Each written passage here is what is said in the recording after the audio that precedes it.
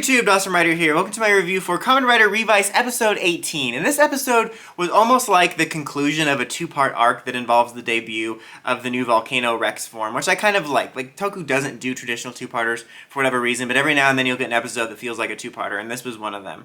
And we come off of last week when Iki was angrily attacking Olteka or Otega or whatever his name is because he was mad about the whole situation with the new dead mans that can just basically be sacrificed to kill a human. Or not the dead mans, but the humans would be sacrificed to make the dead man. He's like pissed about it. And he goes after him, but then he catches on fire and he gets injured and he ends up in the hospital. And of course, any injury of any kind, emotional or physical, gotta wrap that head up with the Toku head injury. And while that's going on, you also have Julio visiting them at the hospital. He visits the sister, actually, and he wants to talk, and he wants help with Christina Aguilera. He's like, look, I want her back as the judge on The Voice. And he's like, well, I'll help you, but you have to do something for me first, which is meet their old friend. And so he agrees to go meet the old friend. And there's like a really surprisingly good Julio story in this. Not that it hasn't been good so far, but I was just really surprised at the direction it turned, because he winds up meeting with his friend from last week that was mad at him, or that he was mad at because they had that whole falling out, which led to him becoming a dead man in the first place. And he apologizes, and they're having this whole nice scene together, and then Ortega or Olteca or whatever shows up,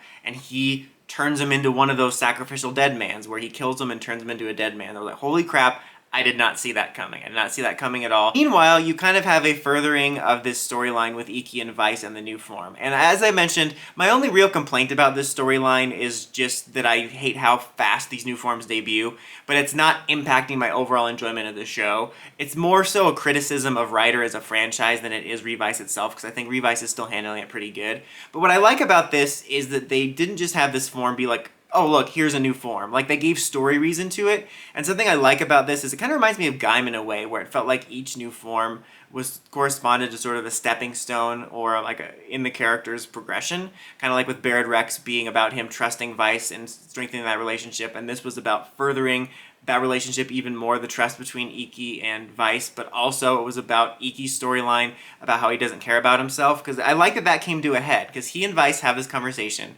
where he's like, I'm sorry this happened. I stopped caring about myself, and so I sort of put all my attention into caring for others. And Vice is like, well, you care about me, right? And you realize I'm a part of you because the dead mans are initially born out of an inner demon of you. So if you care about me, you care about yourself. And that was a really good character moment, because it was a really nice payoff for all the build-up they've had throughout the whole series so far of Iki's character trait of sort of only putting others' happiness first. And then it was a nice moment, too, of those two bonding, which corresponds to, this form debut, which I like, because it gave significance to the character development we've already been having. And then you have the professor talking to him about, about not being able to save the ones that are sacrificed from this. Like, there's literally no chance to save them, even with this new stamp. And about how he overheated because of this new form, and it could be dangerous if he transformed again. I think it ultimately resolved to the reason that this combustion thing happened was because he was getting literally too hot, like he was getting too emotional, which caused the form to run out of control. I hope that's the end of it, because that was my only other real complaint about this story, and it's not even a complaint, it's more of a worry that I hope that they don't go any further with this form is dangerous storyline, because I feel that's a storyline we've done almost every series in the most recent years of like, oh my god, this form's too dangerous, you can't transform, or you're gonna go out of control and attack someone. Like, I hope that's done with this. I hope we don't have any more. This form is dangerous, and I hope for a future form we don't have a form where Iki or Vice or both lose control like we did with Primitive Dragon and Black Hazard and 01, I think it was Metal Cluster Hopper that did that, so I don't want to see another one of those. So that's not necessarily a criticism of this story, but just a worry for the future, and I hope they don't have that happen. But basically, this whole thing leads to Iki and Vice going out into battle. We get some really cool visuals. There's a lot of really cool visuals in this series in terms of the fights and the transformations. Like, they do these things where they have a fire punch and an ice punch, and just the way the eyes glow during transformations. And they defeat Julio's monster form, and then Aguilera shows up and she's like, well, you're not just going to abandon me, are you? And she takes off with him.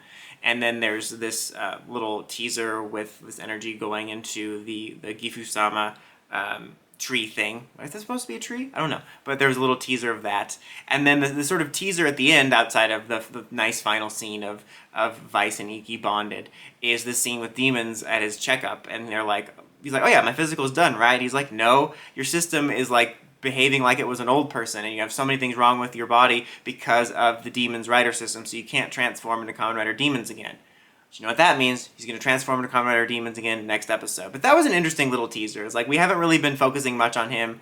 To be honest, much at all. Like, since he debuted, he's kind of been more of a background character, so I'm kind of interested to see a little bit more from him in the forefront, which is really nice. But overall, really solid episode. I really liked, even though I'm annoyed by, how fast we have to debut the forms, I think they made the most of it, and I really liked the storyline around this debut because it sort of made a character milestone. It really felt like we progressed both Iki and Vice's characters together, which was really nice. Some good action scenes, some really good stuff with the Julio character as well, and his relationship with Aguilera, and I think that's a really nice, complicated little villain relationship we have going on here, where other than Ortega, which I feel like we don't have a full grasp on yet, I think that we have this really good, complex villain stuff going on, which is really nice. And again, I like the teaser at the end involving Kamen Rider Demons. I think that's going to be something interesting coming up and give something interesting for him to do. So the series is still doing really good. 4 out of 5. Another really good episode. Really liked this arc. But what did you guys think of the episode? Let me know in the comments. As always, until next time, like, comment, subscribe, climb the steps, and ring that bell so you can see subscribe videos. Dawson Rider, signing out.